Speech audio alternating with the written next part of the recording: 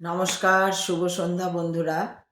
আজকে আমাদের কলকাতা ব্রিগেডে গীতা পাঠ হয়েছে। 5 লক্ষ গীতা পাঠ 5 লক্ষ জন মিলে করেছেন। তো এই জন্য আজকে আমি গীতা নিয়েই বসেছি। গীতার কর্মযোগ থেকে আমি পাঠ করব। তার আগে আমি প্রণাম করব। কৃষ্ণায় বাসুদেবায় নমো, ভগবতে কৃষ্ণায় বাসুদেবায় নমো। হে হে কৃষ্ণ, করুণা সিন্ধু দীনবন্ধু জগৎপতে, গোপীশ গোপিকাকান্ত রাধাকান্ত নমস্তুতে। হে কৃষ্ণ, আমি যে তোমার গীতা পড়তে পাচ্ছি, পঠন করতে পারছি, সেই সুযোগ, সেই যে পড়ার নেওয়ার ক্ষমতা আমাকে দিয়েছো, বোঝার ক্ষমতা আমাকে যেটুকু দিয়েছো, তার জন্য আমি ধন্য। তুমি দেখো যদি কোনো ভুল হয়ে যায় তাহলে তুমি আমাকে ক্ষমা করে দিও। আমি পড়ছি, আজকে কর্মযোগ থেকে পড়ব।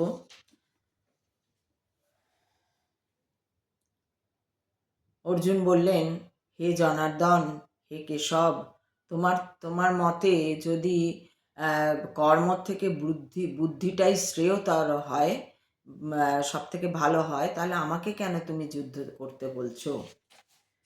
তোমার এই যে দ্বিধা বিভক্ত কথা, তাতে কিন্তু আমি বিভ্রান্ত হচ্ছি। আমি বুঝতে পারছি না, আমি কনফিউজড আর কি, যে বুঝতে পারছি না আমি কি করব। তাই দয়া করে আমাকে নিশ্চিতভাবে বলো যে কোনটা করব এবং কোনটা আমার পক্ষে সব থেকে ভালো হবে। করাটা সব থেকে আমার পক্ষে ভালো হবে। পরমেশ্বর ভগবান বললেন, হে নিষ্পাপ অর্জুন, আমি ইতিপূর্বে ব্যাখ্যা করেছি যে 2 প্রকার মানুষ আত্মোপলব্ধির চেষ্টা করেন।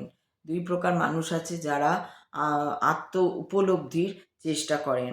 কেউ অভিজ্ঞতালব্ধ জ্ঞানের আলোচনার মাধ্যমে নিজেকে জানতে চান এবং অন্য কেউ তা ভক্তির মাধ্যমে জানতে চান। এক পক্ষ আছে যারা জ্ঞানের দ্বারা যাচাই করেন, দেখেন যে ঠিক কি না, সেইটা একটা। আরেকজন হচ্ছে শুধু ভক্তি আছে কি নেই, বিশ্বাস করি বা করি না, এইসব না। ভক্তি যেখানে, যে হ্যাঁ, বিশ্বাসের সঙ্গে তিনি ভক্তির মধ্যে দিয়ে যান, যে হ্যাঁ আছেন, তিনি আছেন, তার প্রতি ভক্তিতে একদল মানুষ এই চলেন আর কি। কেবল কর্মের অনুষ্ঠান বা না করার মাধ্যমে কর্মফল থেকে মুক্ত হওয়া যায় না, আবার কেবল কর্মত্যাগের মাধ্যমেও সিদ্ধিও লাভ করা যায় না। খুব সুন্দর কথাটা, যে কেবলমাত্র কর্মের অনুষ্ঠান না করার মাধ্যমে কর্ম যদি আমি নাই করি, কোনো কর্মই যদি না করি, তাতেও কর্মফল থেকে যে মুক্ত হওয়া যায়। অর্থাৎ এই যে অর্জুন যুদ্ধ করতে চাইছেন না, সেইটা তার কর্ম, তিনি ক্ষত্রিয়, তার যুদ্ধ করাই কর্ম, তো তিনি যে সেটা করতে চাইছেন না, সেই কথাই বলা হচ্ছে। যে কোনো এবার অর্জুন একজন আমাদের, ধরে নিতে হবে আমরা অর্জুন এবং শ্রীকৃষ্ণ আমাদের সেই জ্ঞান দিচ্ছেন, সেইভাবে যদি দেখি। অর্থাৎ এই ক্ষেত্রে প্রতীক হিসাবে বলা হচ্ছে, অর্জুনের মাধ্যমে তিনি সমস্ত বিশ্ব ব্রহ্মাণ্ডকে যে যত মানুষ আছে তাদেরকে বোঝানোর চেষ্টা করেছেন, তুমি যদি কর্ম নাও করো, তুমি যদি কোনো কর্মই না করো, তাহলেও যে তোমার একটা কোনো ফল হবে সেটাও না।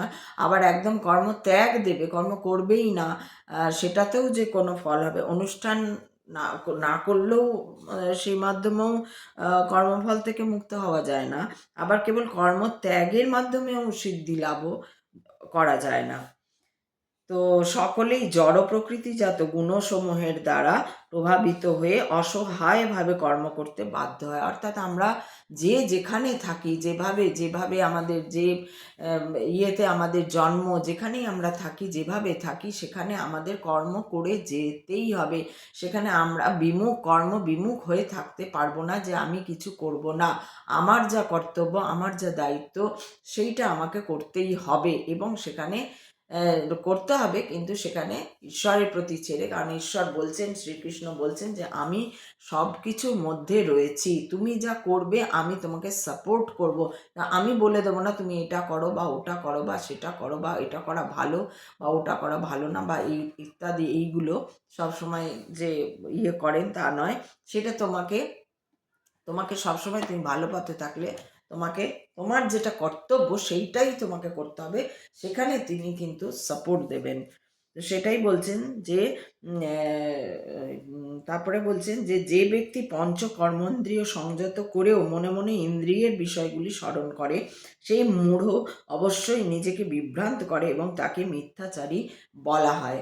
কাদেরকে বলা হয় না, যে ব্যক্তি পঞ্চ কর্মেন্দ্রিয় সংযত, মানে অর্থাৎ আমি ভাবছি, ওই যে কালকে কিন্তু আমি এটা বলেছিলাম যে আমি ভাবছি যে আমি ভাবছি যে আমার কর্মেন্দ্রিয় একদম আমি সংযত করে নিয়েছি, এবার আমি ধ্যান করছি বা ঈশ্বর নাম করছি বা কিছু করছি, কিন্তু আমি মনে মনে অন্য চিন্তা করছি বা মানে আমল দিচ্ছি না আর কি, সেই সেই যে ইন্দ্রিয়র বিষয়গুলি স্মরণ করছে, অর্থাৎ আমার ইন্দ্রিয়ের দ্বারা যা কিছু, জড় ইন্দ্রিয়ের দ্বারা যা কিছু চিন্তা ভাবনা আসে সেইগুলোই আমি স্মরণ করছি, সেগুলোই আমি করছি, তার মানে সেটা আমার মিথ্যাচারিতা হয়ে যাচ্ছে। সেটাই উনি বলছেন যে সেটা তাহলে আমি তাহলে সেই মূঢ়, যে আমার মিথ্যাচারিতা করে, মূঢ়ও বলা হচ্ছে এবং মিথ্যাচারীও বলা হচ্ছে। যারাই এরকম করে তাদেরকে বলা হচ্ছে মূঢ় এবং মিথ্যাচার। তো হে অর্জুন, কিন্তু যিনি মনের দ্বারা ইন্দ্রিয়গুলোকে সংযত করে অনাসক্তভাবে কর্মযোগের অনুষ্ঠান করেন তিনি অনেক গুণে শ্রেষ্ঠ। অর্থাৎ এখানে বলা হচ্ছে যে ইন্দ্রিয়গুলো, মন মানে ইন্দ্রিয়কে আমি পরিচালনা করছি, ইন্দ্রিয় আমাকে পরিচালনা করছে না। অর্থাৎ সবসময় আমাদের ইন্দ্রিয়গুলো কি হয়, সেগুলো জড় প্রকৃতিতে থাকে বলে তারা জড় প্রকৃতির মতন কাজ করে, তারা মন বুদ্ধির উপরে উঠতে পারে না। সেই জন্য যদি ইন্দ্রিয় আমাকে চালায় তাহলে আমি ইন্দ্রিয়র বশীভূত হয়ে থাকবো, কিন্তু এই ক্ষেত্রে বলা হচ্ছে আমাকে ইন্দ্রিয়গুলোকে চালাতে হবে, অর্থাৎ মন বুদ্ধি আত্মা নিয়ে অ্যালাইন করে আমাকে ইন্দ্রিয়গুলোকে পরিচালনা করতে হবে, যাতে আমি সঠিক কাজটা সঠিক সময় করি। যদি কেউ এটা করে, যদি কেউ এটা করে তাহলে তাকেই শ্রেষ্ঠ বলা হচ্ছে। তুমি শাস্ত্র নির্ধারিত কর্মের অনুষ্ঠান করো, কেননা কর্মত্যাগ থেকে কর্মের অনুষ্ঠান শ্রেয়। কর্ম না করে কেউ দেহযাত্রাও নির্বাহ করতে পারে না। অর্থাৎ কর্ম তোমাকে করতেই হবে, কর্ম ছাড়া কোনো গতি নেই। অর্থাৎ তোমার যেটা কাজ, অর্থাৎ মানুষ হিসাবে আমি যদি ধরি, আমরা যে মানুষ হয়ে এসছি, আমাদের মানুষ হিসাবে কিছু নৈতিক দায়িত্ব থাকে সমাজের প্রতি, দেশের প্রতি, রাষ্ট্রের প্রতি,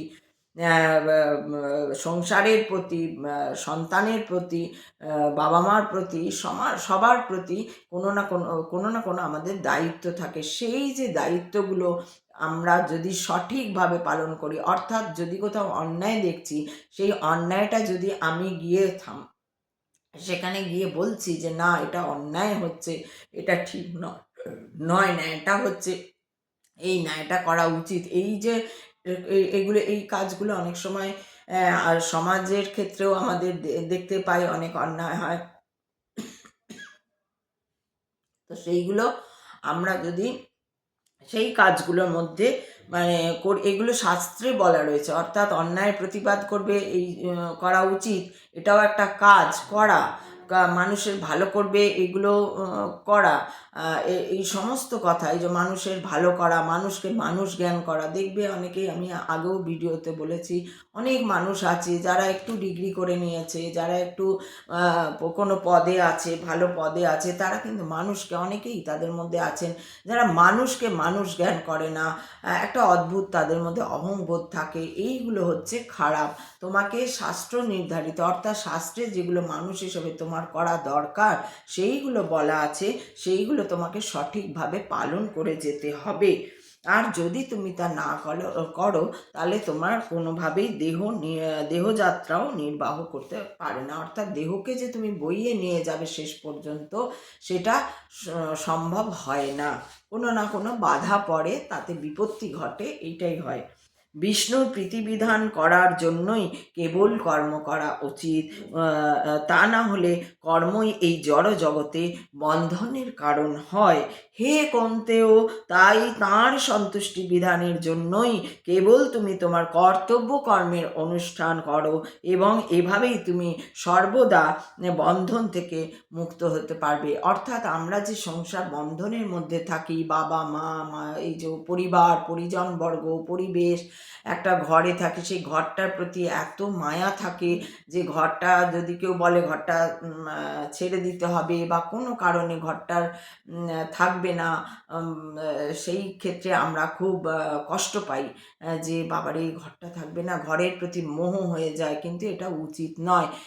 এটাই জানতে হয় যে কোনো কিছুই আমার নয়। এই যে বন্ধন, আমি আছি, আমরা সবাই সংসারে আছি, কিন্তু সংসারে থেকেও এই যে আমরা যারা মা বাবা হয়ে যাই, তারা কি বলে আমার সন্তান, আমি বলবো তাই করবে, আমি বলে দেবো তাই ও আমার কথায় উঠবে বসবে, এরকম আমরা ভাবি চিন্তা করি, এবং ছোটোর থেকেই তাদের উপর সেই রকম একটা ব্যবহার করি, যেটা একদমই উচিত না। কারণ সে এসছে, সে অন্য কোনো একটা জনি থেকে এসছে, যে আদৌ তোমার সঙ্গে কোনো সম্পর্ক ছিল বা ছিল না, বা কি ছিল কি না, সে আজকে তোমার মাধ্যমে এসছে, কিন্তু সে একটি আলাদা কোনো সত্তা। আত্মা এক, কিন্তু সত্তা আলাদা, তাই তাকে তার মতন করে থাকতে দিতে হয়। হ্যাঁ, এটা আবার ওই বলবো, যেখানে যদি সে ছেলেমেয়েরা যদি অন্যায় করে, অন্যায় যেখানেই হোক, বাবা মা করুক, ছেলে মেয়ে করুক, যেটা আমাদের কি বলবো, আমাদের সারা দুনিয়ায় আর কি এটা হয়, যে বাবা মা অন্যায় করবে এটা যেন ভাবাই যায় না, কিন্তু অনেক ক্ষেত্রে দেখা যায় বাবা মার জন্য ছেলেমেয়ের জীবন নষ্ট হয়ে যায়। একমাত্র তখন ঈশ্বর এসে দাঁড়ায় তাদের সেই সব ছেলেমেয়ের পাশে। যদি ছেলেমেয়েরা ঠিক পথে থাকে, তাহলে অনেক সময় দেখা যায় ছেলেমেয়েরা ঠিক, বাবা মা ভুল, এইগুলো কেউ মানতে চায় না। কিন্তু কষ্ট সবাই পায়, কিছু না কিছু কষ্ট পায়, কিন্তু অনেক বুদ্ধিহীন লোক রয়েছে যারা সেই কষ্টটাকে কষ্টই মনে করে না। তারা ভাবে আরে মা তো, আরে বাবা তো।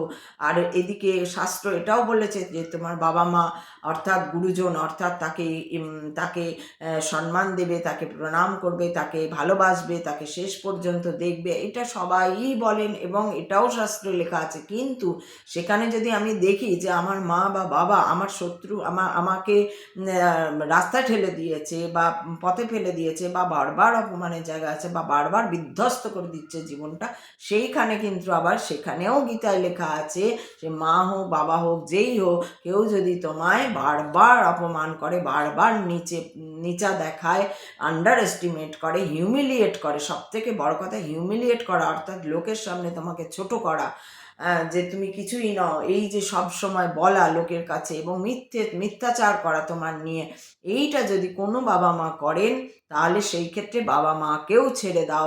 এটাও গীতায় লেখা রয়েছে।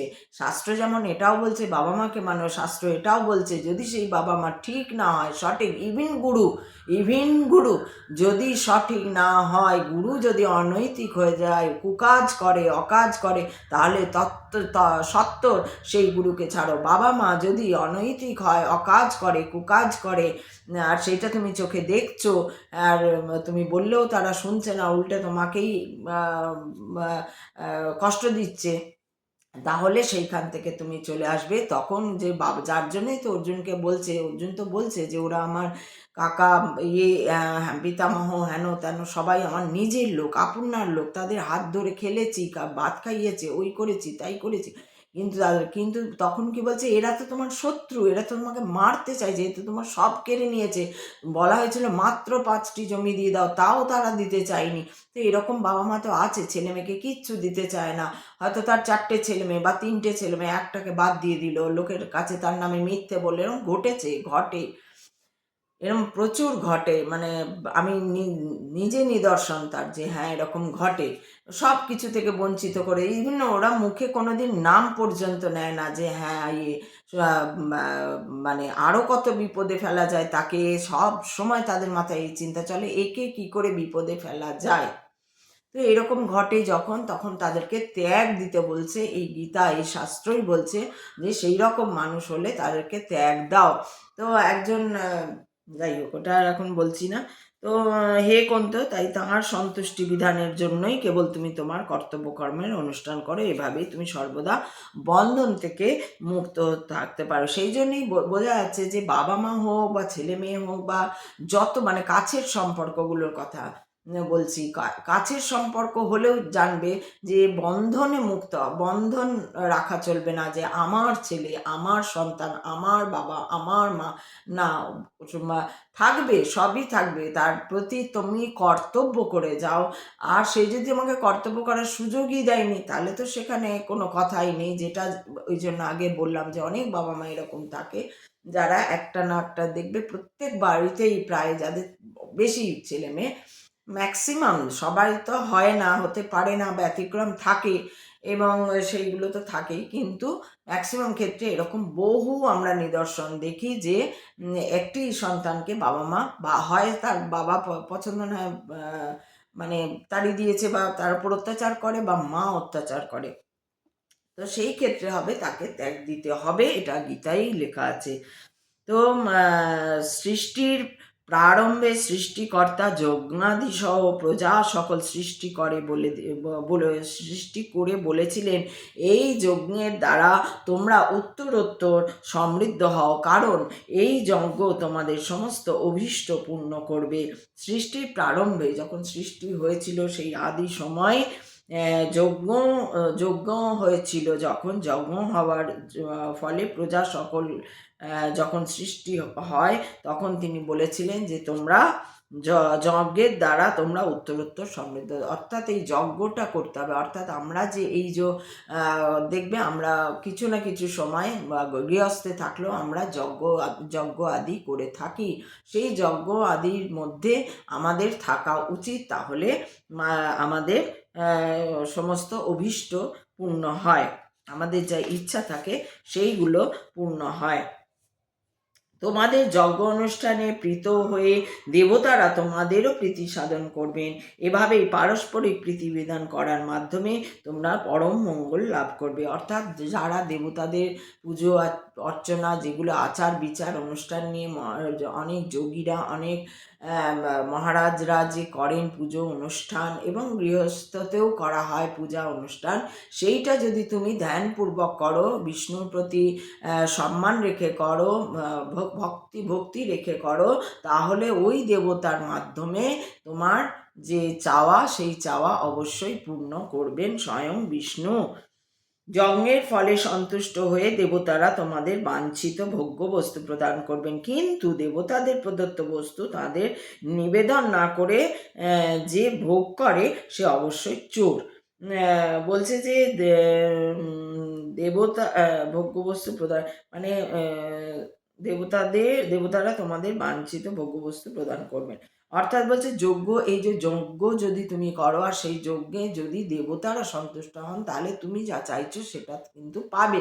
কিন্তু সেটা পেয়ে গিয়ে তুমি যদি ঈশ্বরকে ভুলে যাও আর না করো, তাহলে তোমাকে মহাচোর বলা হচ্ছে। অর্থাৎ সেই যে তুমি যা কিছুই পেলে, সেটাও তুমি ঈশ্বরের নামে মানে একটা রেখে দেওয়া, বা তাকে মনে করা সেইটা যে হ্যাঁ তুমি দিয়েছো, সেইটা করা হলে তাহলে তুমি, অর্থাৎ আমরা কি করি এই ক্ষেত্রে, আমি যেটা বুঝতে পারছি যে ধরো আমি কোনো আমার চাকরি ছিল না, আমি ধরো অনেক পুজো আচ্চা করলাম, যজ্ঞ আদি করলাম, কেউ বললো এটা করো ওটা করো, করলাম মনের ইয়েতে, এবার করে ধরো আমার চাকরি হলো, এবার চাকরি হয়ে যে পয়সাটা আর্ন করছি, আমি সেই আর্নিংটা আমি নিজেই হয়তো নিজের সংসারে পুরো কাজে, আমার খাওয়া পড়া যাওয়া আসা সবেতে লাগিলাম, আমি আমি আমি যদি ওই ক্ষেত্রে কোনো দুটো মানুষকে আমি কিছু তাদের উপকারে লাগি, তাদের বই কিনে দিই, বা খাবার জন্য দিই, বা করি, এই মানুষের জন্য করা, তাহলে কি হবে, ওটা সঠিকভাবে সেটা হবে, পুজোটা লাগবে। কিন্তু যদি আমি কাউকে না দিয়ে শুধুই নিজে খাই, শুধুই আমি পয়সা আর্ন করছি আর নিজেই করছি, তাহলে সেই ক্ষেত্রে সেটা উচিত নয়, সেটা উচিত নয়। তো ভগবত ভক্তরা সমস্ত পাপ থেকে মুক্ত হন, কারণ তারা যজ্ঞাবশিষ্ট অন্নাদি গ্রহণ করেন। যারা কেবল নিজেদের ইন্দ্রিয়ের তৃপ্তির জন্য পাক করে, তারা কেবল পাপই ভোজন করে। অর্থাৎ আমি যদি শুধু নিজের সুখের, ওই একই কথা, আমি যদি নিজের সুখের কথা ভাবি সবসময়, আমি কাউকে দিয়ে খেলাম, সেইটা যতটা মানে ভালো, সেটাতে দেবতারা তুষ্ট হন। সেইখানে আমি যদি না দিয়ে, কাউকে কোনো দিন না দিই, কোনো কিছু না দিই, আর শুধু নিজে ভোগ করি সেটা, তাহলে দেবতারা তো সন্তুষ্ট হনই না, বরং সেটা পাপ হয়ে যায়। সমস্ত প্রাণীরা অন্ন খেয়ে জীবন ধারণ করে। যে অন্ন বৃষ্টিপাতের ফলে উৎপন্ন হয়, সে বৃষ্টি উৎপন্ন হয় যজ্ঞ অনুষ্ঠান করার ফলে, এবং যজ্ঞের উদ্ভব হয় শাস্ত্র নির্ধারিত কর্মসমূহ সম্পাদন করার মাধ্যমে। এই যে যজ্ঞ, সেটা শাস্ত্রে লেখা আছে, তাই সেখানে যজ্ঞ করা হয়, এবং সেই যজ্ঞের জন্যই এই যে আমাদের একটা চক্র, যে মেঘের যে বৃষ্টি হচ্ছে, ফসল হচ্ছে, যজ্ঞ মানে শুধু যে ওই যজ্ঞ তা নয়, এই যে মেঘ বৃষ্টি হচ্ছে, তার জন্য ফসল হচ্ছে, সেই ফসল তোলা হচ্ছে, সেই ফসল বিলি হচ্ছে, সেই ফসল লোকের বাড়িতে যাচ্ছে, এবং মানুষের সব খাচ্ছে, এবং এগুলোর সব কিছুই হচ্ছে, তুমি যদি এটা শাস্ত্র নির্ধারিত কার্যের মধ্যে দিয়ে যাও, অর্থাৎ শাস্ত্রে ওই যে লেখা আছে যে সবাইকে দেখে, কারোকে দিয়ে খাওয়া, সব থেকে আগে দেখবে, ওই জন্য ঈশ্বরকে দেওয়ার একটা রীতি আছে, যে খাবার আগে জল দিয়ে ইয়ে করে তারপরে ঈশ্বরের জন্য একটু তুলে তারপরে খাওয়া, সেইটা একটা শাস্ত্রবিধি জনিত, সেইগুলো করা।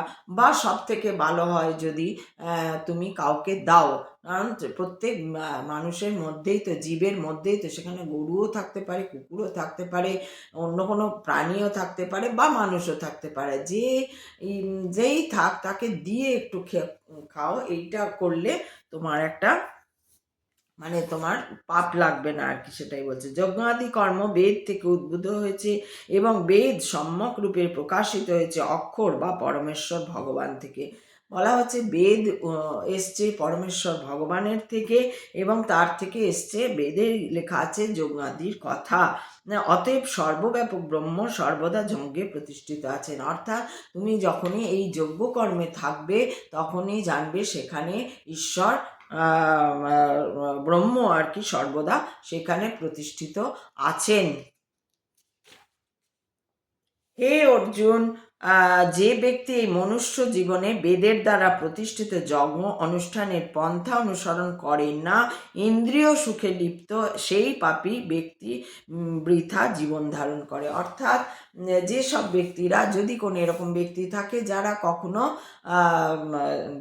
ইন্দ্রিয় সুখে লিপ্ত, অর্থাৎ ইন্দ্রিয় সুখে মানে সবসময় নিজেরটা ভাবা, স্বার্থপরতা যেটা বলা হচ্ছে, স্বার্থপরতা, হিংসা, ঈর্ষা, এগুলো সব হচ্ছে ইন্দ্রিয় সুখের জন্য মানুষ এগুলো করে। ওকে দেব না, ওকে জমি দেবো না, ওকে বাড়ি দেবো না, ওকে ভাগ দেবো না, ওকে করবো না, ওকে, ও মরুক গিয়ে যাক, আমার কি, আমি নিজে নিয়ে থাকছি, ভালোই হচ্ছে। হ্যাঁ, তো এক একজনের এক এক রকম সব থাকে, মানুষ, মানুষজন সেই রকম মানুষরা হচ্ছে, বলছে তাহলে তাদের জীবন ধারণই বৃথা, যে তুমি শুধু নিজের জন্য করছো। আজকে আমি এগুলো তো অনেক দিন আগের থেকেই বলে আসছি, গীতা পড়া অনেক দিন আগের থেকেও বলে আসছি, যে প্রচুর মানুষ আছে যারা কারুর কথা, কোনো কথা ভাবে না। এই গীতার কথাও তারা, গীতাকেও তারা কি বলবো, মানে ধর্তব্যের মধ্যেই আনে না। বা গীতাকে যারা স্মরণ করে, গীতা হোক বা আধ্যাত্মবাদ হোক বা ঈশ্বরবাদ হোক, যে কোনো বাদকে যেসব মানুষরা স্মরণ করে, অনেক মানুষ এখনো আছে যারা এগুলো মানে তো নাই নিজেরা, উল্টে অবহেলা করে। এই অবহেলা করাটা হচ্ছে তাদের পাপ হয়ে যাচ্ছে, সেটা তারা আজ বুঝতে পারবে না, কিন্তু একটা সময় নিশ্চয়ই বুঝতে পারবে যে হ্যাঁ, খুব দরকার। কিন্তু যে ব্যক্তি আত্মায় রমণ করে, আত্মাতেই তৃপ্ত এবং আত্মজ্ঞানী, তার কোনো কর্তব্য কর্ম নেই। অর্থাৎ তুমি যদি নিজের আত্মাকে জেনে যাও যে তুমি কে, বা তুমি যদি সবার মধ্যে সেই আত্মাকেই দেখতে পাও, তুমি যে আত্মা, সবার মধ্যেই, সমস্ত জীবে সেই আত্মা রয়েছে, তাই বলা হয় জীবাত্মা।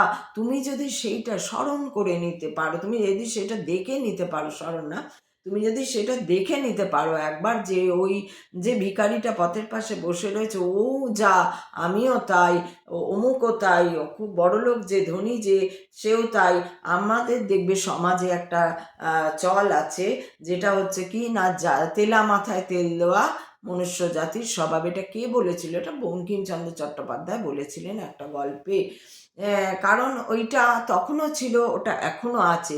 যার বেশি আছে তাদের গিয়ে তুমি তাদের সঙ্গে ভাব, অনেক মানুষ আছে এরকম, তাদের সঙ্গে গিয়ে ভাব করবে, তাদের সঙ্গে গিয়ে ওঠা বসা করবে, কিছুই না, তার যে বিশাল কিছু লাভ হচ্ছে তা না, ওটাই তার মানে স্বভাব আর কি, যে তেলা মাথায় তেল দেবো, একটু ইয়ে করবো যদি কখনো কিছু সুবিধা পাওয়া যায়। এই সুবিধা পাওয়া, সুবিধাবাদী মানুষ প্রচুর প্রচুর প্রচুর আছে। সেই সব জনের জন্যই বলা হচ্ছে যে তারা হচ্ছে পাপী, তারা হচ্ছে চোর, তারা হচ্ছে মূঢ়। আর কিন্তু যে ব্যক্তি আত্মাকে চিনে নিয়েছে এবং সবার সঙ্গে সমান ব্যবহারে থাকে, তারা তারা একটুতেই তৃপ্ত হয়ে যায় এবং ওটাকেই বলে আত্মজ্ঞান হওয়া। আত্মজ্ঞান হলে তবেই আমি সবার মধ্যে আমাকে দেখতে পারবো, বা পরম আত্মাকে দেখতে পারবো, বা বুঝতে পারবো যে হ্যাঁ এই পরমাত্মার যে অংশ আমরা, সেই অংশই আমরা, প্রত্যেকে সেই অংশ, আর সেই অংশের জোটই হচ্ছে পরমাত্মা। অর্থাৎ আমি যদি সবারকে একই ভাবি, আর দিয়ে থুয়ে খাই, দিয়ে থুয়ে কাজ করি, মিলেমিশে থাকি, মিলেমিশে কাজ করি, তাহলে সেখানে আত্মজ্ঞানী, সেইটা তাহলে বলা হচ্ছে সেখানে আত্মজ্ঞান লাভ হয়, এবং সেটাই হচ্ছে কর্তব্য। তার আর কোনো কর্তব্য কর্ম নেই, যে কারণ সে তো দিয়েই করছে, আর কি করে থাকবে। সে তো একবার যে নিজে জেনে গেছে, সে তো আর অকাজ কুকাজ করতেই পারবে না। সেটা অর্থ তার তার আলাদা করে কোনো কর্তব্য কর্ম থাকে না। আত্মজ্ঞানী ব্যক্তির এই জগতে আচার অনুষ্ঠানের কোনো প্রয়োজন নেই, অর্থাৎ তার আর আচার অনুষ্ঠানের কোনো প্রয়োজন নেই। কারণ সে নিজেকে জেনে গেছে, মানে সে সমস্ত মানুষের রূপ বা জীবাত্মাকে জেনে গেছে, এবং তার সঙ্গে সেই যে তাদের একজোট ওই জোর যে পরমাত্মা, সেটাও সে জেনে গেছে। অর্থাৎ তার আর আলাদা করে কোনো পুজো আর্চাদি, পুজো অর্চনা করার দরকার নেই, কর্ম অনুষ্ঠানের দরকার নেই। এই প্রকার কর্ম না করাও কোনো কারণ নেই, তাকে অন্য কোনো প্রাণীর ওপর নির্ভর করারও কোনো প্রয়োজন হয় না। অর্থাৎ যখন তুমি আত্মজ্ঞানী হয়ে যাবে, যখন তুমি জেনে যাবে, তখন তুমি সবই দেখতে পাবে। তখন তোমার খেলেও কি না খেলেও কি, তুমি পরমাত্মার ওপর যদি একবার তার উপর বিশ্বাস, সেই ভরসা, সেই ছেড়ে দেওয়া যদি হয়ে যায়, যে তখন তুমি জেনেই যাবে, ও আমি তো কিছুই নই। আত্মজ্ঞান মানে কি? আত্মজ্ঞান মানে তুমি নিজেকে চিনে যাবে। নিজেকে যখন চিনবে, তখন বুঝতে পারবে, এই বাবা আমি তো কিছুই নই, আমাকে তো কেউ চালাচ্ছে। তাহলে আর আমি আলাদা করে মা ওইটা ওখানে করতে হবে, এই করতে হবে, বাড়ি করতে হবে, গাড়িটা কিনতে হবে, ওটা করতে হবে, এমা কি হবে, পেট্রোলের দাম বেড়ে যাচ্ছে, এমা কি হবে, ওখানে ওইটা অ্যাক্সিডেন্ট হলো, এমা কি হবে, এই যে এমা কি হবে, এ বাবা কি করব, আরে আমি কি করব, এইসব চিন্তা ভাবনাই আসবে না। কারণ তুমি বুঝেই যাবে যে তোমার হাতে কিচ্ছু নেই, কিচ্ছু না। এমন একটা গাছ, যেমন তুমি দেখছো অঙ্কুর থেকে চারা গাছ হচ্ছে, চারা গাছ থেকে বৃক্ষ হয়ে যাচ্ছে, ফল দিচ্ছে, ফুল দিচ্ছে, ঠিক সেই রকমভাবেই আমরাও এরকম জন্মাচ্ছি, যা কিছু কর্ম আমরা করছি, আবার আমরা চলে গিয়ে আবার আমরা আসছি, এই চক্রে আমরা ঘুরছি। এবার কর্মটা কীরকম করে যাচ্ছি, তার উপরে আমাদের আশা বা না আশা নির্ভর করছে। অতএব কর্মফলের প্রতি আসক্তি রহিত হয়ে কর্তব্য কর্ম সম্পাদন করো। অতএব কর্মফল তুমি আশা করো না, তুমি আসক্তি রেখো না কোনো কিছুর প্রতি, এবং সেই কোনো কাজ করলে যে এটার বদলে আমি এটা পাবো, আমি এতটা জব করব, কি আমার কিছু একটা ভালো হয়ে যাবে, সেই জন্য আমি জব করব, বা এই পুজোটা করব, এই পুজোটা করলে খুব ভালো, এই অমুক মন্দিরে যাব, বিপত্তারিণীর তমুক মন্দিরে যাব, কি না উনি জাগ্রত, আমি গিয়ে বলবো যেন আমার এটা হয়ে যায়। হ্যাঁ, আমরা যখন দুর্বল হই মনের দিক থেকে, তখন কিন্তু আমাদের প্রত্যেকের এই কথাটাই মনে হয় যে কোথায় গেলে এখনই সেই কোনো একটা সমস্যা, হয়তো শারীরিক সমস্যা হোক বা অর্থনৈতিক সমস্যা হোক, কোনো একটা সমস্যায় আমরা পড়লে কিন্তু আমরা সেই কথাই ভাবি যে ইস, যদি কারোর কাছে একটা যাওয়া যেত, কেউ যদি বলে দিত যে কি হবে না হবে, তাহলে যেতাম, করতাম, কেউ একটা তখন দেখা গেল কেউ বলল যে অমুক মন্দিরে যাও তুমি, অমুক মা খুব জাগ্রত বা অমুক বাবা খুব জাগ্রত, সঙ্গে সঙ্গে আমরা ছুটি যে যাই বাবা ওর কাছে শুনে আসি কি বলছে না বলছে। দিয়ে তারপরে দেখা গেল সে তো এমনি লোক বসে আছে, সে বলল এত টাকা লাগবে, দিয়ে আমরা ওইটাও হয়তো ধার দেনা করে জোগাড় করে তাকে দিলাম, কিন্তু ফলের ফল সাময়িক একটা ফল, সামান্য কিছু না কিছু হয়, কিন্তু আসল কাজ কিছুই হয় না সেই সবগুলোতে, ম্যাক্সিমাম ক্ষেত্রে এগুলো হয় না। তাই নিজে যদি আত্মজ্ঞান লাভ হয়ে যায় তখন কিন্তু আর ওই ধরনের কোনো চিন্তা ভাবনা কাজ আমাদের আসে না, আসা উচিত নয়। যদি আসেও তাহলে এই গীতাই বলছে যে অভ্যেস করো, শ্রীকৃষ্ণ বলছেন অভ্যেস করো যাতে ওই ধরনের চিন্তা ভাবনা না আসে। তুমি জোর করে যদি প্র্যাকটিস করা শুরু করো যে না আমি আত্মা, আমার যাকে দেখছি তার মধ্যেই শ্রীকৃষ্ণ রয়েছে, একটা খুব রাগ দেখাচ্ছে কেউ, অপমান করছে কেউ, তাকেও যদি ভাবি যে এই তো শ্রীকৃষ্ণই অপমান করছে আমাকে, তাকে যদি তাকিয়ে দেখে ভাবি, তখন আস্তে আস্তে আমার তরফ থেকে কোনো মানে খুব খারাপ কোনো রিঅ্যাকশান আসে না, আমি চুপ করে থাকি। তারপরে সেটা যে বলার সে বলে চলে যায়, হ্যাঁ, সেখানে তার কাজ সেটা হচ্ছে, কিন্তু আমার কাজ হচ্ছে চুপ করে থাকার, বাবা শ্রীকৃষ্ণই আমাকে অপমান করছে। এটা যতটা মুখে বলা সোজা, কাজে করা কিন্তু খুবই কঠিন, খুবই কঠিন। বিশেষ করে আমরা যারা এই পথে নেমেছি আমরা তবু ভাবছি, আমাদেরও লাগছে, কিন্তু আমরা তবু ভাবছি, দেখছি, চিন্তা করছি, ধৈর্য রাখছি। কিন্তু যারা ওই যে একদমই মানে না, গীতাই মানে না, যারা কিছুই শ্রীকৃষ্ণই মানে না, কিচ্ছু মানে না, যারা যারা ভাবে দূর এইসব ফালতু, তারা কি করে, তারা এই ধরনের ভুল ভ্রান্তি প্রচুর করে বসে। অতএব কর্মফলের প্রতি এই যে যার জন্য কর্মফলের প্রতি তোমার কোনো যে আচ্ছা আমি এটা করলাম, আমি এত জব করলাম তাহলে আমি এটা পাবো, আচ্ছা আমি ওকে এই হেল্পটা করলাম তারপরে ও আমাকে হেল্প করবে, এগুলো দেখবে আমাদের আশা আশা থেকে যায়। এই জন্য এই যে ধার সম্বন্ধে আমি অনেক আগের একটা ভিডিওতেও বলেছিলাম, অনেকেই দেখি বলে ধার দেবেন না, কাউকে ধার দেবেন না, ধার দিলে ফেরত পাওয়া যায় না। এই ধার দেওয়া, ধার যে চাইছে, আমি জানি না সবাই কি ইয়েতে চায়, ধার চাওয়া মানেই যে খারাপ তা নয়। তোমার সামর্থ্য থাকলে দাও, দিয়ে ভুলেই যাও, দিয়ে তুমি ভুলেই যাও যে ওটাও ফেরত দেবে, যদি দিয়ে দিল তাহলে বোনাস।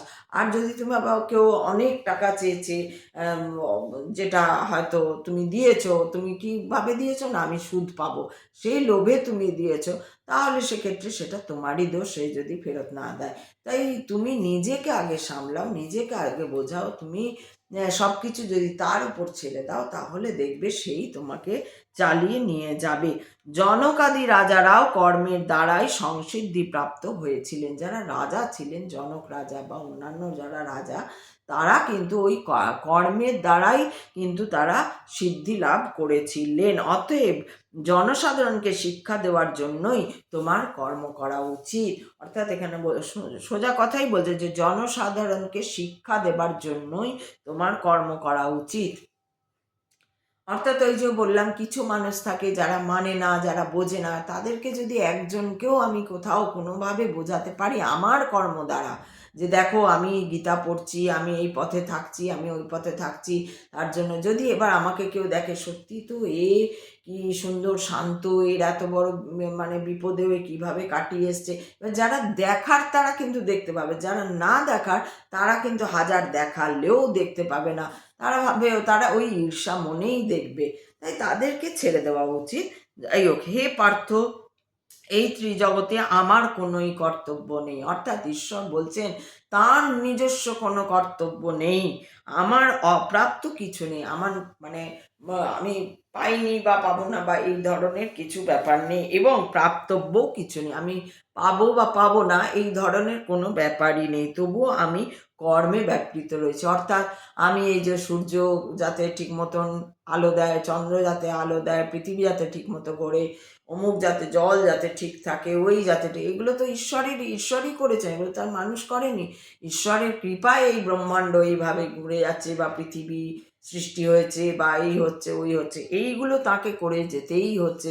কেউ বলেনি যে তুমি করো হে পরমাত্মা, সেটা কেউ বলেনি, কিন্তু তাকে করে যেতেই হচ্ছে। সূর্য ঠিক সময় আলো দিচ্ছে আমাদের, বায়ু ঠিক বায়ু ঠিক চলছে, তাই জন্য আমরা নিঃশ্বাস নিতে পারছি। হাওয়া, আকাশ আকাশ পৃথ্বী আমাদের দিচ্ছে, আমরা মাটিতে চলছি, মাটি থেকে ফসল উঠছে, ফসল পাচ্ছি, আমরা খাবার ঠিক মতন সময় আহারের ব্যবস্থা হয়ে যাচ্ছে ফসলের দ্বারা। এই যে কর্মগুলো, এগুলো তো স্বয়ং ঈশ্বরই করছে। বলে না, ঈশ্বর ছাড়া গাছের একটা পাতাও হেলে না। অর্থাৎ বায়ু, জল, অগ্নি সবই তার কৃপায় আমরা পাচ্ছি।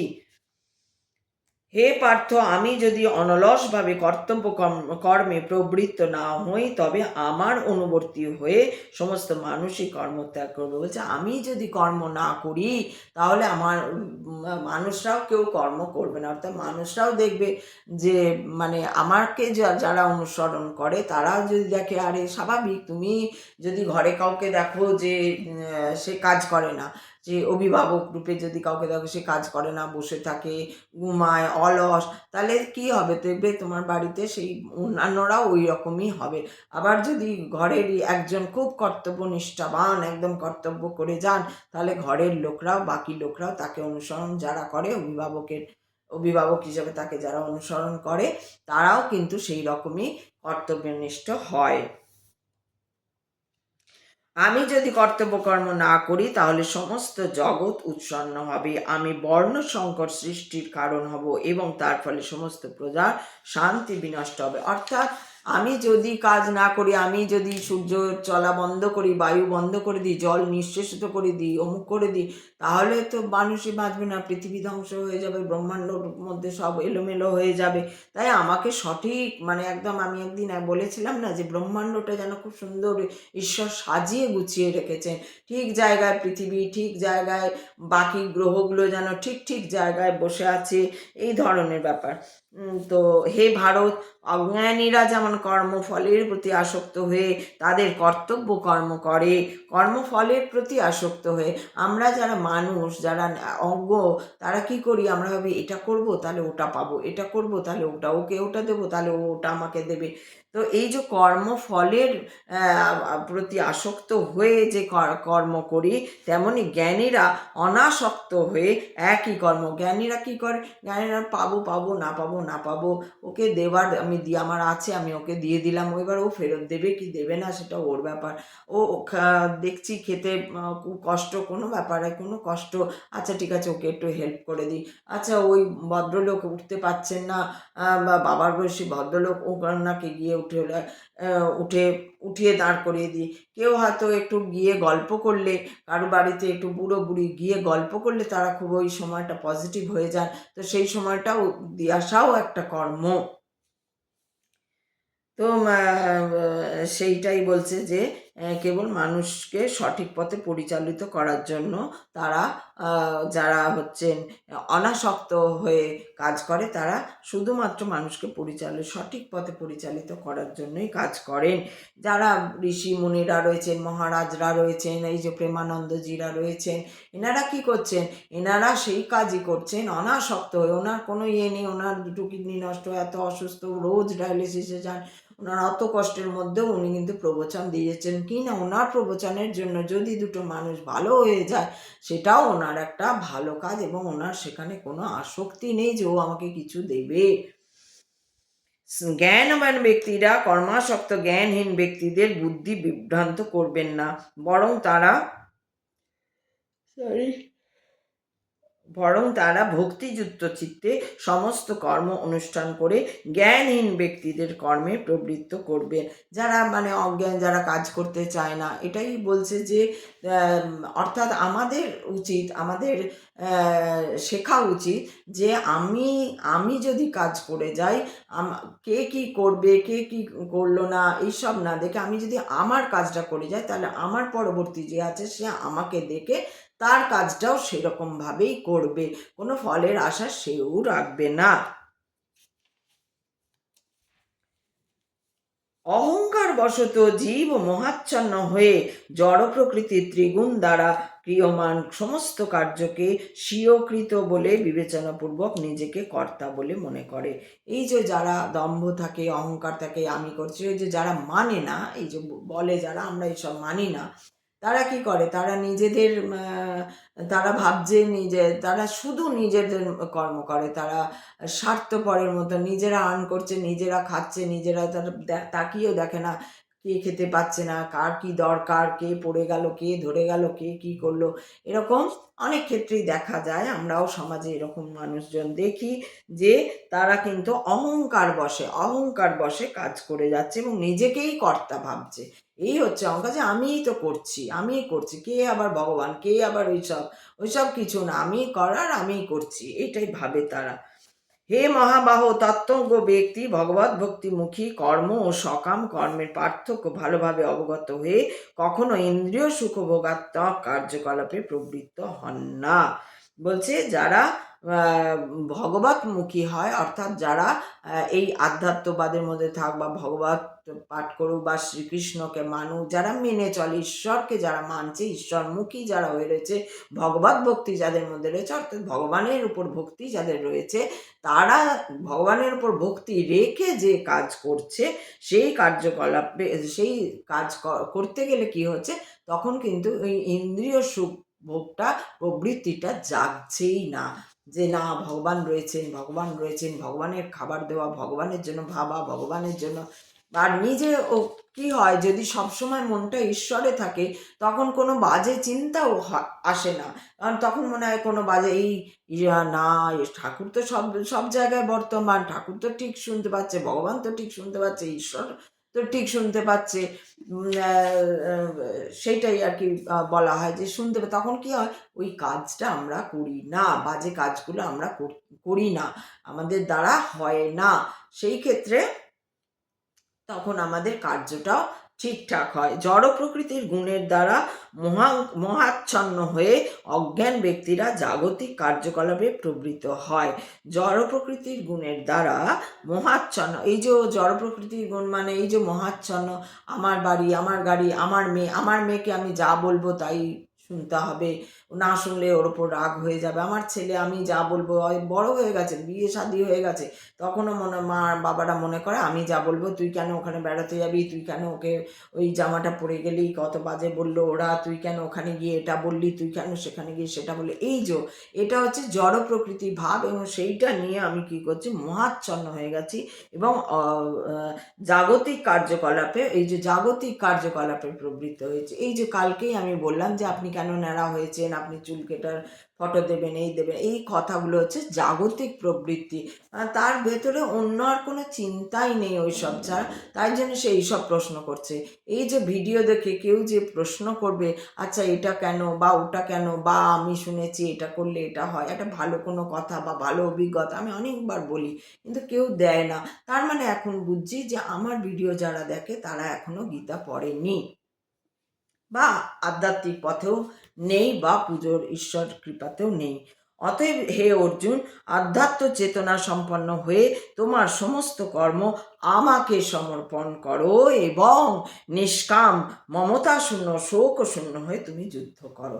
অর্থাৎ তোমার মধ্যে কোনো কিছু ভাববার তোমাকে দরকার নেই, না তোমাকে ওদের প্রতি আহারে উহুরে করতে হবে, সহানুভূতিশীল হতে হবে, না তোমাকে কোনো কিছু ভাবতে হবে, না শোক করতে হবে, হায়রে কি হয়ে গেল আমার, আমাকে করতে হচ্ছে, কাঁদতে কাঁদতে যুদ্ধ করে, কিছুই কর, তুমি আমাকে দিয়ে দাও, তোমার ওই কাজের ভারটা তুমি আমাকে দিয়ে দাও, তোমার সব কিছু আমাকে সমর্পণ করো, আমি তারপর কি করব, তুমি এবার যুদ্ধ করো, তুমি শুধু যুদ্ধ করো, বাকি তোমার যা কিছু সব আমাকে দিয়ে দাও। কত সুন্দরভাবে বুঝিয়েছেন যে আধ্যাত্ম চেতনা সম্পন্ন, অর্থাৎ তুমি আধ্যাত্ম চেতনা মানে যে তুমি সত্যিটা আর কি, নিত্য যা, সেই সত্যিটার উপর ভর করে তুমি আমাকে সমর্পণ করে দাও, তাহলে বাকি আমি সব সামলে নিচ্ছি। আমার নির্দেশ অনুসারে যে সমস্ত মানুষ তাদের কর্তব্য কর্ম, আবার বুঝিয়েও দিচ্ছেন কি সুন্দর, কেন আমাকে সমর্পণ করেন না, আমার নির্দেশ অনুসারে যে সমস্ত মানুষ কর্ম সম্পাদন অনুষ্ঠান করেন এবং যারা শ্রদ্ধাবান ও মাৎসর্য রহিত হয়ে এই উপদেশ পালন করেন, তারা কর্মবন্ধন থেকে মুক্ত হন। অর্থাৎ তোমার যে এই যে বন্ধন, সে তার থেকে তুমি মুক্ত হয়ে যাবে যদি তুমি তোমার মধ্যে ঈর্ষা রহিত হিংসা, আমি যেটা সবসময় বলি যে হিংসাটা আমি খুব বেশি করে বলি, আমি নিজের জীবন দিয়ে দেখেছি যে হিংসা কত খারাপ জিনিস। এক আমার উপর হিংসায় আমার চাকরি, আমার একটা দাম্পত্য লাইফ, আমার ইভিন সন্তানদের উপর পর্যন্ত, সন্তানদের মেরে ফেলতে পর্যন্ত আমার শত্রুরা ছাড়েনি। সন্তানদের মেরে ফেলতে পর্যন্ত চেয়েছে, কি না আমি হাহাকার করবো এটাই ওরা চেয়েছিল। আমাকে মারতে চায়নি, আমাকে ওরা মারতেও চায় না, ওরা চায় আমি হাহাকার করব। তো সেইটাই একদম এখানে লিখেছে যে আমি যদি আমি এবার কি করেছি, সমর্পণ করে দিয়েছি। যেই সমর্পণ করে দিয়েছি তখন আমি দেখতেও পাচ্ছি যে হ্যাঁ সত্যি তো, আমি তো কিছুই করছি না, সবই সে করাচ্ছে। হয়তো এই যে আমার শত্রুরা আমাকে, আমার ওপর যে এত রাগ হিংসা হেন তেন করেছে বলে আমি যে এত কষ্ট পেয়েছি, সে অবর্ণনীয় কষ্ট পেয়েছি, অবর্ণনীয় যন্ত্রণা পেয়েছি, সেটা এই জন্যই পেয়েছি, সেটা হয়তো ঈশ্বরেরই দেওয়া। ওগুলো তো মাধ্যম মাত্র, কিন্তু ঈশ্বরই আমাকে আধ্যাত্ম পথে পূর্ণভাবে আনতে চেয়েছেন। তাই আজ আমি গীতা হাতে শ্রীকৃষ্ণকে বলছি, হে কৃষ্ণ আমায় জ্ঞান দাও, ভক্তি দাও, আরো আরো অনেক বিশ্বাস দাও তোমার প্রতি। আর তুমি দেখো আমি যেন সঠিক পথে চলতে পারি, আর যেন আমি একদম শেষ জীবন পর্যন্ত তোমার এই গীতাকে স্মরণ করতে পারি। তো জড় প্রকৃতির গুণের দ্বারা মোহাচ্ছন্ন হয়ে অজ্ঞান ব্যক্তিরা, না এটা তো পড়েছিলাম, আমার নির্দেশ অনুসারে যে সমস্ত মানুষ তাদের কর্তব্য অনুষ্ঠান করেন এবং যারা শ্রদ্ধাবান ও মাৎসর্য রহিত, অর্থাৎ ঈর্ষা নেই এমন হয়ে উপদেশ পালন করেন, তারা কর্মবন্ধন থেকে মুক্ত। অর্থাৎ ঈশ্বরের উপর ছেড়ে দাও, ঈশ্বর কি বলছে শুনতে চেষ্টা করো, আর সেই মতো তুমি যদি চলো তাহলে তুমি কর্মবন্ধন থেকে মুক্ত হয়ে যাবে। আর তোমার কিছুই না, পুজো না আচ্ছা না কিছু, কারণ তুমি তো স্বয়ং পরমাত্মার হাতে ছেড়ে দিয়েছ। পরমাত্মা যদি স্বয়ং তোমায় চালিত করেন তাহলে আর কিসের দরকার, তুমি পুজো করবে না কি করছে ঠিক করিয়ে নেবে। এটা আমি তোমাদের বলেওছি যে ইচ্ছে করছে না হঠাৎ মনে হলো পুজো করি, তো আমি তাকে সমর্পণ করেছিল, তার নিশ্চয়ই কোনো ইয়ে ছিল যে একটু পুজো করুক বা কোনো একটা ব্যাপার ছিল হয়তো, সেটা আমি জানিও না, যে এটা আমি বলেছি যে হয়তো পুজো করে নিলাম। 3-4 দিন পুজোর করার পর দেখলাম যে কেউ একটা কিছু বললো, আরে ওই সময় তো অমুক দিনক্ষণগুলো ছিল, খুব ভালো সময় ছিল একটা পুজো এই সেই। তখন আমি ভাবলাম ও আচ্ছা ওই জন্য আমাকে দিয়ে পুজো করে নিয়েছে, ভালো সময় ছিল বা কিছু। কিন্তু যারা মাৎসর্য বশত আমার এই উপদেশ পালন করে না, এই দেখো আবার এখানে বলছে, ওই যে যাদের কথা বললাম অনেক লোক রয়েছে যারা মানতেই চায় না যে ঈশ্বর আছেন সেটাই মানতে চায় না। তাদের মধ্যে কি অহংকার, মোহ আর হচ্ছে ঈর্ষা এই আছে, পালন করে না, তাদের সমস্ত জ্ঞান থেকে বঞ্চিত, বিমূঢ় এবং পরমার্থ লাভের সকল প্রচেষ্টা থেকে ভ্রষ্ট বলে জানবে। মানে কি সাংঘাতিক তাদের জীবন, আমার জর্জরিত আর মর্মান্তিক জীবন হয়ে ওঠে তাদের। জ্ঞানবান ব্যক্তিও তার স্বভাব অনুসারে কার্য করেন, কারণ প্রত্যেকেই ত্রিগুণজাত স্বীয়, ত্রিগুণজাত মানে সত্য রজ তম, ত্রিগুণজাত স্বীয় স্বভাবের অনুগমন করেন। সুতরাং নিগ্রহ করে কি লাভ হবে? সমস্ত জীবই ইন্দ্রিয় গ্রাহ্য বস্তুতে আসক্তি অথবা বিরক্তি অনুভব করে। সমস্ত জীবই, সমস্ত যত জীব আছে তারাই ইন্দ্রিয় দ্বারা যে সমস্ত লোভ লালসা, কি বলবো, লোভ লালসা পাপ কর্ম যেগুলো আর কি, বস্তুতে আসক্তি অথবা আরো খাবো আরো নেব, এগুলো ভালো না ওগুলো নয়, না কুচো, দেখবে অনেকে থাকে না, না কুচে এইখানে কি শোবো, ওদের সঙ্গে শুতে হবে, এর সঙ্গে খেতে বসেছি, ও পাশে বসেছে, এই করেছে, এই যে এইরকম, ওর ছোঁবো না, ওর খাবো না, ওকে দেখবো না, ওকে করবো না, এই যে যাদের মধ্যে এইগুলো থাকে, বিরক্তি অনুভব করে, কিন্তু এভাবে আসক্তি ও বিরক্তির বশীভূত হওয়া উচিত না। এই যে বলছে আসক্তি কিন্তু দেখবে এই যে অনেক মানে মানুষ থাকে যারা দেখবে কেউ এসে বসলো হয়তো বাড়িতে, তুমি বসলে তারপরে তুমি শুনবে, এই জানো তো ওরা না, তুমি ওই যে বসে এসছো তারপরে চাদর কেচেছে, এগুলো হচ্ছে বাতিগ্রস্ত বলে। বাতিগ্রস্ত একটা কিন্তু আসক্ত, এটা সেই জিনিসটার প্রতি, আমার ঘরটার প্রতি আমি আসক্ত। তাই আমি একবারে কেউ মানে ঘরটা ঝাঁট দিয়ে একদম চকচক চকচক করে রাখছি, কেউ এসে যদি একটু কিছু বসলো বা তাতে হলো, আমি আবার ওটা কাচ্ছি। এটা হচ্ছে আসক্তি, অত্যাধিক আসক্তি। এগুলো রোগ এক একটা। আসক্তি কিন্তু খুব বেশি আসক্ত কিন্তু একটা রোগ, এবং সে বিরক্ত হয়। এই যে অনেকেই আমি দেখেছি যে কি বলবো যে মানে উম, কিছু আর কি পাশে বসলে বিরক্তি। সেদিনই একটা ভিডিও রোম দিয়েছিলাম, ভদ্রমহিলা খাচ্ছিল, পাশে অন্য একজন একটু ভদ্রমহিলা এসে বসে, মানে ওনাকে, অন্য যিনি ভিডিও করছেন তিনি ওনাকে খাওয়াচ্ছেন, খাবার নেই বলে খাওয়াচ্ছেন। সে যেহেতু একটু নোংরা জামা কাপড়ও পাশে সরে যাচ্ছে বা হচ্ছে, শুধু নোংরা জামা কাপড় বলে পাশে সরে যায় না, অনেক ক্ষেত্রেই আমি দেখেছি পরিষ্কার পরিচ্ছন্নতা, পাশে বসলে কেমন একটা সরে যাওয়া ভাব, কেমন একটা এই আমাকে ছুঁয়ে দিল, এই আমাকে এই করে দিল, এই যে আসক্তি, এই যে মোহ, এইটা হচ্ছে অনুচিত করা। প্রগতির পথে মানে এগুলো কি করে, এগুলো ঈশ্বরের পথে যেতে, ইভেন পুজোও অনেকে এর মধ্যে পুজো আচ্চাও করে, তার মধ্যে না ফুলটাই দিতে হবে, ওই ফুলটা ছাড়া ওর আর চলবে না, ফুলটা তো হয়ইনি, গাছে হয় না ওই সময় হয়তো, বা হয়নি, এবং কি করবে, তখন তার বিরক্তি, তখন তার রাগ আসছে, সেই রাগ থেকে অনেকে অনেক কিছু বলে দিচ্ছে বা কিছু হয়ে যাচ্ছে। এইগুলো হচ্ছে তারা পারমার্থিক রাস্তায় যেতে তাদের বাধা দেয়। স্বধর্মের অনুষ্ঠান দোষযুক্ত হলেও উত্তম রূপে অনুষ্ঠিত পরধর্ম থেকে শ্রেষ্ঠ। আরেকটা কথা বলছেন যে পরধর্ম পরধর্ম কিন্তু কখনোই, পরধর্ম মানে সেটা যে কোনো ক্ষেত্রে হতে পারে, শুধু যে আমাদের হিন্দু ধর্ম আর খ্রিস্টান ধর্ম ওটা নয়, অন্য যে কোনো, ধরো আমি যদি আমি কোনোভাবে পুজো করছি, আর একজন খুব ভালোভাবে সুন্দর সাজিয়েছে ফুল দিয়ে এই দিয়ে, তখন দেখে আমিও এরকম করব বা এই করবো, বা একটা যদি হিংসা বৃত্তি আসে ওখানে, বা ও যেভাবে করছে সেইটা আমি করতে চাই, সেখানেও পারমার্থিক বাধা পড়ে, সেখানেও বাধা পড়ে। সেটা করা উচিত না। তুমি তোমার মতো করো, ও ওর মতো করবে, আরেকজন আরেকজনের মতো করবে, আরেকজন আরেকজনের মতো। তুমি তোমার মন থেকে যতটুকু পারছো, যতটুকু তোমার সামর্থ্য, সেই সামর্থ্য অনুযায়ী তুমি একদম সুন্দরভাবে চেষ্টা করে করে যাও কাজটা, সেটাই ভগবান নেবেন। এরকম একটা গল্প আছে যে একবার একজন বুড়ি ছিল জগন্নাথ মন্দিরে, ও খুব ভোরবেলায় উঠে ভাবতো আমার দেরি হয়ে যাবে, জগন্নাথের ভোগ দেওয়ার আগে আমি ভোগ ভোগ খাওয়াবো। তো কী করতো, খুব ভোরে উঠেই রান্না বসাতো, না কাপড় ছাড়তো, না চান করতো, না কিছু করতো, ও আগে রাঁধতো, রেঁধে ঠাকুরের জন্য রাখতো, তারপরে গিয়ে ও চান গুছিয়ে গাছিয়ে পরিষ্কার করে তারপরে গিয়ে চান করতো।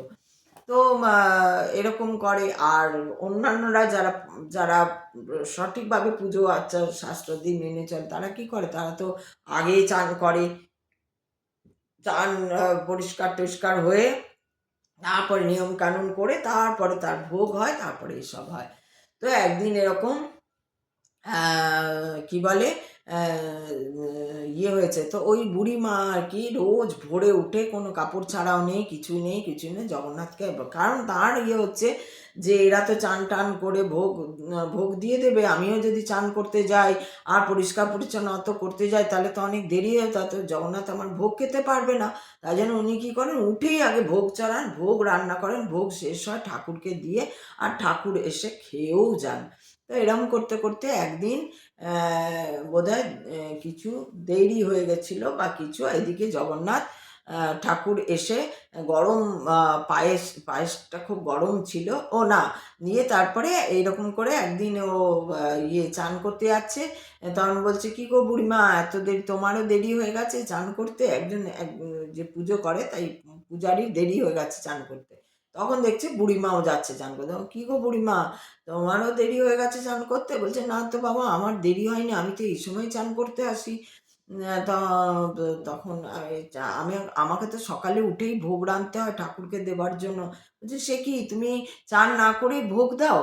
বলছে হ্যাঁ, আমি তো দিই, আর ঠাকুর খেয়েও যান।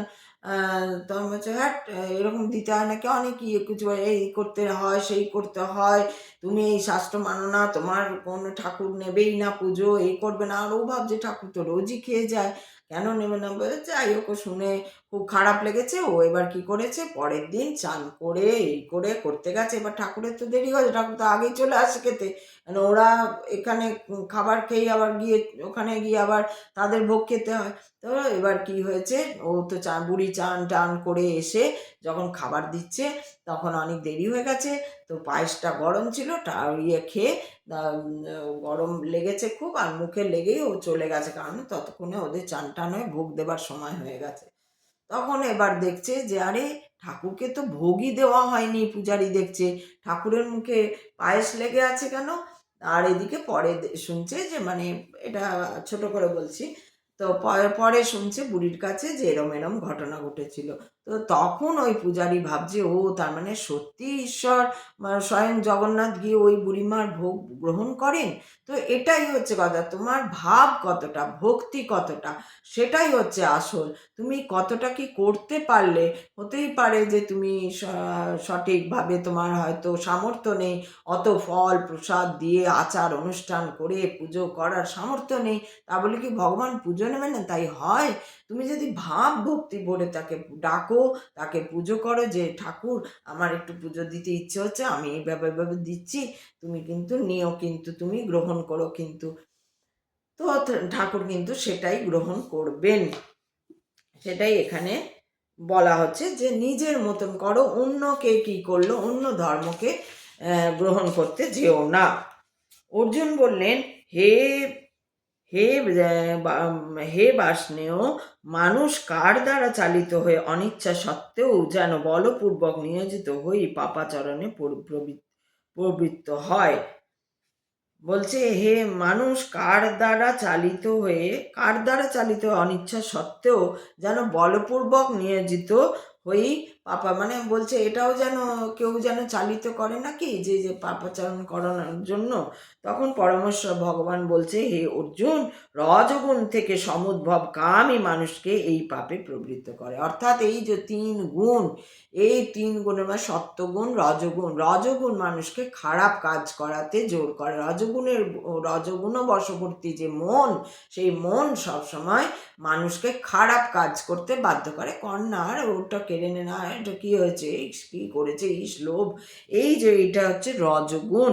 তো এই পাপে প্রবৃত্ত করে এবং পরবর্তীকালে এই কামই, এই যে কাম হয়, ওর মতো করবো, ওর মতন এই করবো, এই লালসাটাও তো একটা চাহিদা, একটা কাম, আমিও করব, আমার হবে। ঈর্ষা তো একটা কামই বটে। তো সেই কাম তখন কি হয়, ক্রোধে পরিণত হয়। হ্যাঁ, করতে দিল না, এই করে ও করছে, এই যে আমি তো দেখেছি আমার ওপরেই কিছু মানুষের এখনো টিল ভীষণ হিংসা, আর তার থেকে আসছে তাদের ক্রোধ, মানে তারা সামলাতে পারছে না। যেহেতু আমি ঈশ্বর কৃপায় রয়েছে, আমি তো আমাকে চালাচ্ছি না, স্বয়ং ঈশ্বর চালাচ্ছেন, তিনি স্বয়ং দেখছেন কে কে রয়েছে, কে কি করছে, কে কি বলছে। সে তার কাছেও তো, আমি তার কাছে নেই, আমি দেখতে পাচ্ছি না সে কি করছে, সে মানে আমার পিছনে কাটিয়ে দেবার জন্য কি কি কাজ করছে। ঈশ্বর তো উপর থেকে তাকে সবটাই দেখতে পাচ্ছে, যে কোথায় যাচ্ছে, কার সঙ্গে কি বলছে, ফোনে কার সঙ্গে কি কথা বলছে, আমার বিরুদ্ধে কতখানি কি সে ঈশ্বর করছে, এবং সেই মতো সে আমাকে চালাচ্ছে। এইটা হচ্ছে যারা মূঢ় থাকে তারা ওটা বুঝতে পারছে না, যে ভাই ঈশ্বর তো আমাকে দেখছে, আমি ওকে ফোনে কি বলছি বা লিখে কি বলছি বা হোয়াটসঅ্যাপে বলছি বা কিছু করে বলছি বা লুকিয়ে লুকিয়ে যাচ্ছি বা কি করছি, ঈশ্বর কিন্তু সবটা দেখতে পাবে। তুমি বিষ্ঠা করে বসে থাকলেও কতটা বিষ্ঠা ফেলছো সেটাও ঈশ্বর জানে। ঈশ্বর এরকমই, এটাই বলা হচ্ছে। তা আজকে এইটুকুই থাক, কালকে আবার বাকিটা পড়বো, বেশি নেই। আজকে এইটুকুনি থাক, কালকে আবার বাকিটা পড়বো। সবাই ভালো থাকবে। হে কৃষ্ণ গোবিন্দ, হরে মুরারি, কৃষ্ণায় বাসুদেবায় নমো। ওম নমো ভগবতে কৃষ্ণায় বাসুদেবায়।